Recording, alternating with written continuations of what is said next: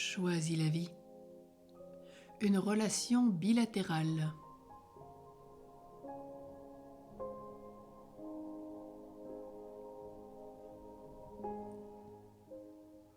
Tout d'abord, il y a ce jeu du miroir. Tout amour est un échange entre les deux termes de la relation amoureuse.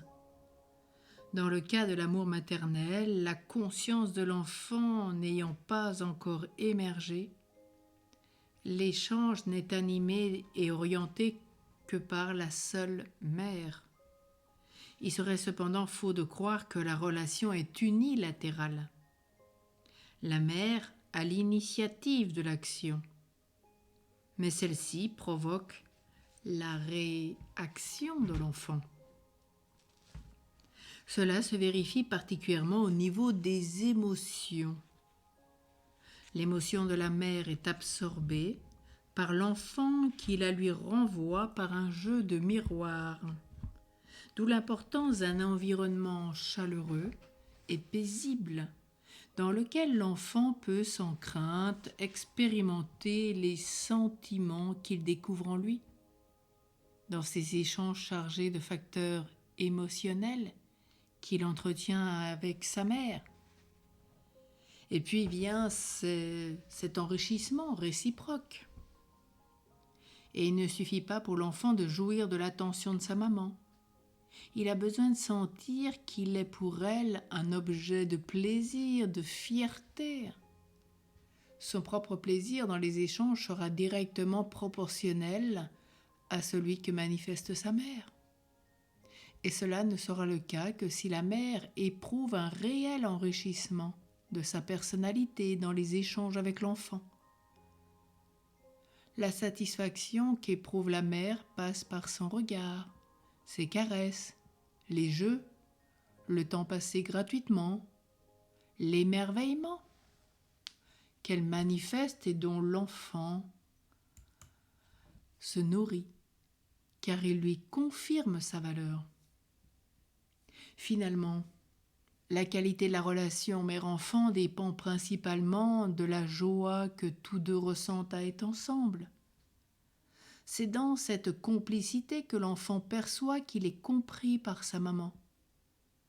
Et cette certitude de ne pas être seul, abandonné, lui donne la sécurité indispensable pour oser s'aventurer dans la vie extérieure, à laquelle le Père va bientôt l'appeler.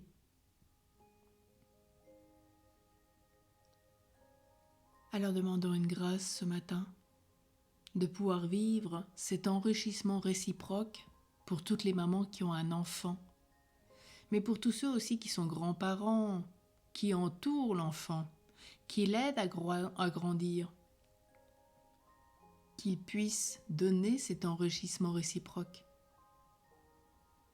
Que l'enfant aussi puisse vivre dans un environnement chaleureux et paisible pour l'aider à sa construction.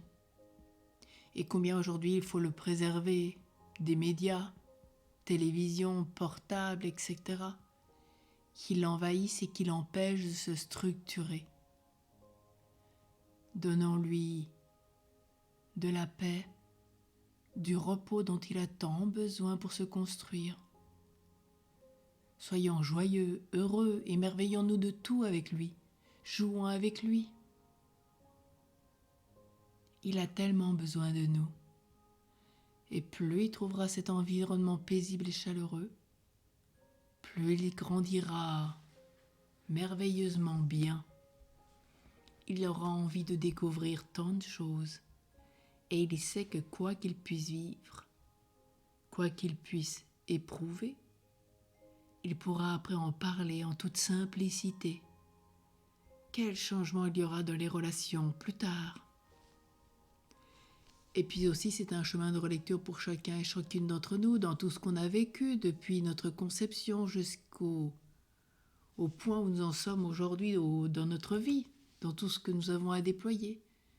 Et nous laisser revisiter étape par étape dans ce chemin de guérison, de conversion, de libération, de pardon surtout, qui vont nous permettre d'être peut-être à 10 ans, 20, 40, 60, 80 ans, d'être vraiment ce que nous devons être.